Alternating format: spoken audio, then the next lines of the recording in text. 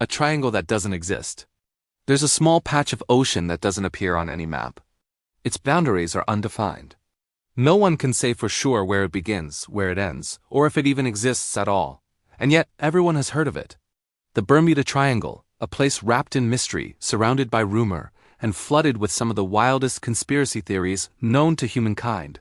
For decades, it's been called the deadliest, most dangerous, and deceptive location on Earth. But how did a part of the sea that technically doesn't exist become one of the most famous and feared areas on the planet? For generations, stories have circulated about ships vanishing without a trace, planes going off the radar, crews disappearing mid-flight or mid-voyage, navigation instruments failing, strange lights on the horizon, compasses spinning wildly. It's a story that's grown over time, one where the ocean swallows people whole and leaves no evidence behind. And all of this in a region that is uneven recognized as a formal part of the ocean. The so-called Bermuda Triangle, as most agree, lies between the southeastern coast of the U.S., Bermuda, and Puerto Rico, but the truth is, there's no official shape or size. Depending on who you ask, the area might be 500,000 square miles or triple that. That's 1,000,000 square miles of margin for error. Not exactly what you'd want when trying to investigate patterns of disappearance. To understand where the myth comes from, we need to go back, way back. The year is 1492. Christopher Columbus is crossing the Atlantic on his way to the New World. In his journal, he writes about something odd. His compass needle suddenly shifts, pointing in the wrong direction. Later, he sees a strange light on the horizon, glowing like a flickering candle in the night. In the 15th century, when magnetic fields were not yet understood, such events felt supernatural. These journal entries would become the first recorded evidence of strange phenomena in what we now call the Bermuda Triangle. Fast forward a century. In the early 1600s, the English ship Sea Venture sets sail for the struggling colony of Jamestown. But just off the coast of Bermuda, the ship sails straight into a hurricane and is destroyed. The crew survives, barely, and washes ashore on one of the uninhabited islands. And while the event wasn't especially mysterious, it stuck in the public consciousness. It's believed that this very wreck inspired William Shakespeare's play The Tempest, where Bermuda is referred to as a cursed place. And from that point on, the island had a reputation it couldn't shake. The year is 1881. The Ellen Austin, a cargo ship sailing from Liverpool to New York, reportedly spots an abandoned vessel drifting silently in the Sargasso Sea. No crew on board, cargo untouched, almost as if it were bait left to be discovered. The Ellen Austin sends a team over to salvage the ship. But then the storm hits. The two ships are separated. When the fog lifts, the ghost ship is gone. No trace of the men who had boarded her. The captain finds the ship again, still intact, but again, no one aboard. He sends another team, and just like before, they vanish into the mist. There are no confirmed records of this in shipping registries, and yet the story remains one of the Triangle's most chilling legends. The USS Cyclops, a massive Navy cargo ship over 500 feet long, is en route from Rio de Janeiro to Baltimore. It's carrying over 300 men and 10,000 tons of manganese used in steel production. After a brief stop in Barbados, the ship sails north and is never seen again.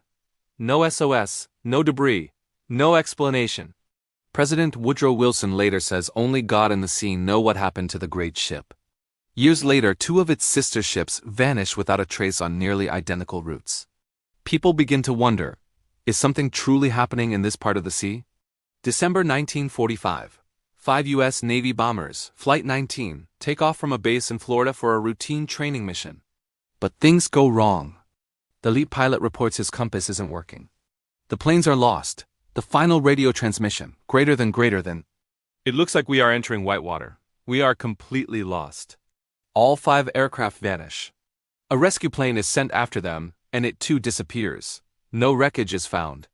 The Navy's official report includes a sentence that echoes through time.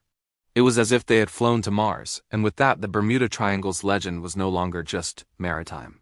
It had taken to the skies. Until this point, there was no specific term for the region. That changed in 1964 when writer Vincent Gaddis published an article in Argosy magazine. He connected the dots: Florida, Bermuda, Puerto Rico, and dubbed the area the Bermuda Triangle. In 1974, author Charles Berlitz published The Bermuda Triangle, a book that became a worldwide phenomenon. 20 million copies sold, dozens of languages. His theories, Everything from alien abductions to the lost city of Atlantis, even portals to other dimensions. The media ate it up, so did Hollywood. Steven Spielberg included a reference in Close Encounters of the Third Kind. The triangle had officially become part of pop culture. But while stories multiplied, so did efforts to explain them. One early theory: compass errors. It turns out the Bermuda Triangle was once crossed by the agonic line, a place where magnetic north and true north align. If a navigator didn't account for this, compasses could seem to behave erratically. But today, the agonic line has shifted west and no longer crosses the triangle. Another culprit? Weather. This area sits right in the path of hurricanes. Even now, storms form here regularly. Add in rogue waves, freakishly tall, unpredictable walls of water up to 100 feet high, and the Gulf Stream, a fast, turbulent current that can carry wreckage hundreds of miles in just hours. It's a perfect storm of natural forces. No aliens required. In 2016, scientists in Norway discovered massive craters under the sea, believed to have been formed by sudden methane explosions from the seabed. The theory goes like this. Large bubbles of methane reduce water density. Ships floating above could lose buoyancy and sink instantly. There's no direct evidence of this in the Bermuda Triangle, but it didn't stop some from making the connection. Still, most scientists agree. While possible, it's highly unlikely that methane explains the triangle's vanishings. Let's talk statistics. From 1982 to 2015, over 150,000 maritime incidents were recorded globally. Only 361 of them occurred in the Bermuda Triangle. That's just 4%.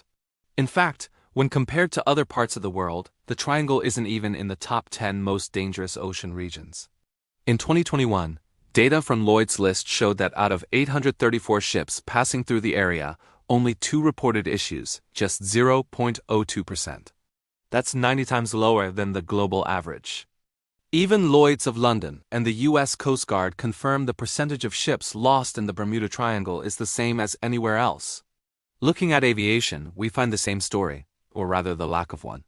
Most incidents happened near takeoff or landing, particularly around the Bahamas. Almost none occurred mid-flight, the famous Flight 19. Investigations show the lead pilot, Lieutenant Taylor, believed he was flying over the Florida Keys when in fact he was over the Bahamas.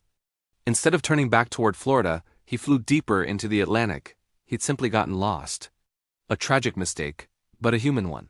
So why do we still talk about the Bermuda Triangle? Why does it remain such a powerful part of modern mythology? Because it's a great story. Because the idea that there's a place on Earth that defies explanation, that resists logic, is captivating. It's exciting to imagine that even in an age of satellites and sensors, some part of our world remains unknowable, even if it doesn't. Here's the reality. The Bermuda Triangle is not a mystery. It's not cursed. It's not even dangerous. At least not more than any other busy stretch of ocean. It's subject to storms, strong currents, and human error. Like every other corner of the sea, the idea that something unusual is happening here, it's a myth. A beautifully boring myth. And maybe that's the most interesting part of all.